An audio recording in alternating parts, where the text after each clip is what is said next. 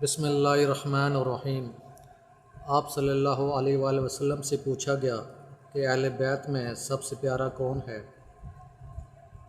حضرت انس رضی اللہ تعالیٰ عنہ سے روایت ہے کہ آپ صلی اللہ علیہ وآلہ وسلم سے پوچھا گیا کہ آپ صلی اللہ علیہ وآلہ وسلم کو اہل بیت میں سب سے پیارا کون ہے؟ آپ صلی اللہ علیہ وآلہ وسلم نے فرمایا، حسن اور حسین۔